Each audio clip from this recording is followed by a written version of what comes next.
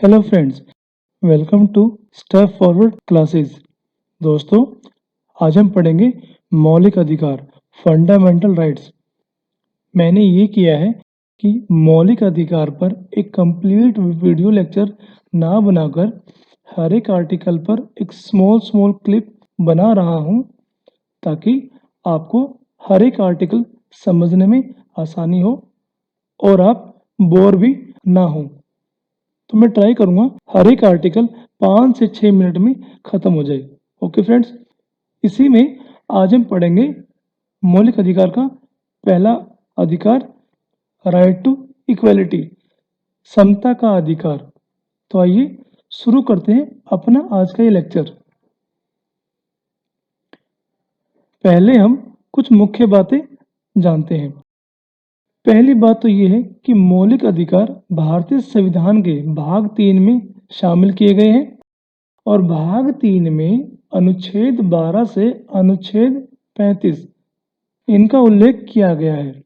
Article 12 to 35।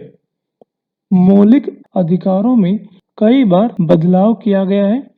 हम जब पढ़ेंगे तो जहाँ जहाँ भी बदलाव हुए हैं हम उसको साथ में पढ़ते जाएंगे। और जो फोर्थ पॉइंट है ये काफ़ी इम्पोर्टेंट है कि भारतीय संविधान में जो मौलिक अधिकार है तो हमने उनको यूएसए के संविधान से लिया था। यूएसए मतलब America, United states of America.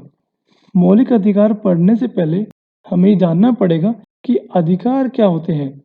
दोस्तों, जब आप किसी वस्तु या सेवा या विचार या अन्य कोई भी चीज उस पर अपना दावा कर सकें और आपका दावा कहीं ना कहीं किसी विधि, भारतीय संविधान, कोई नियम, कोई नीति, इनके आधार पर आप दावा करें और उसके लिए आप किसी भी कोर्ट में अपील कर सकें, तो ये क्या हुआ? अधिकार। क्लियर है? जैसे कि मैंने एग्जाम्पल दिए, मतदान देने का अधिकार, शिक्षा का अधिकार, सूचना का अधिकार, ऐसे और भी बहुत से एग्जाम्पल हैं। तो अधिकार क्या हुआ? जिसके ऊपर आप अपना दावा कर सके। यदि कोई आपके अधिकार का हनन करता है तो आप कोर्ट में अपील भी कर सकें। चलिए आगे बढ़ते हैं। आर्टिकल 12 और आर्टिकल 13 हम पहले पढ़ेंगे। आर्टिकल 12 में ये बताया गया है कि राज्य क्या है, राज्य का अर्थ क्या है।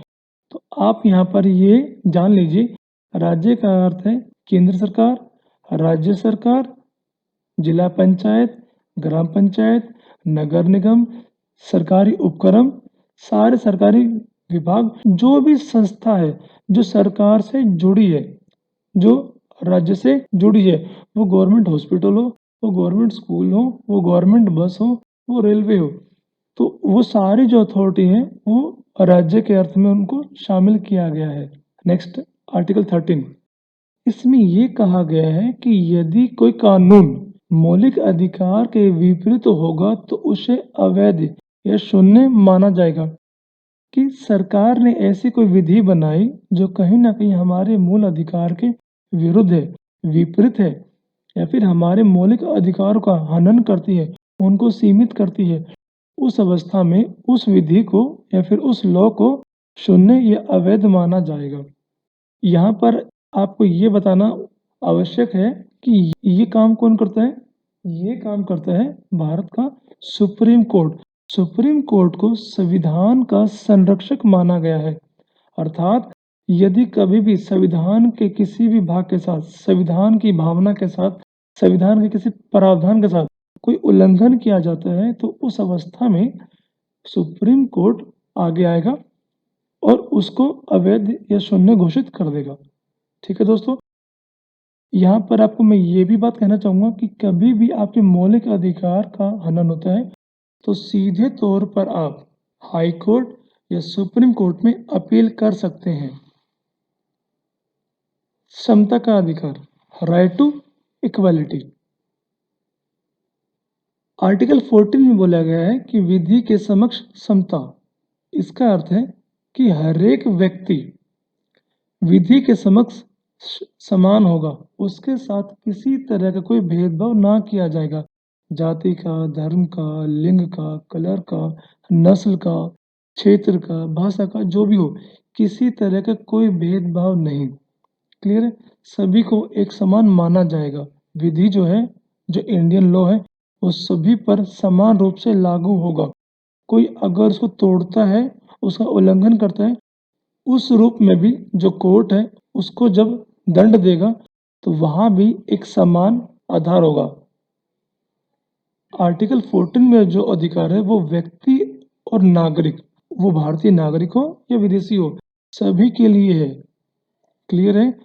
नागरिक का अर्थ है जो पूर्ण रूप से भारतीय है, विदेशी का अर्थ है जो भारतीय नहीं है, लेकिन दोनों व्यक्ति होते हैं, इसीलिए आर्टिकल 14 में व्यक्ति शब्द का इस्तेमाल किया गया है।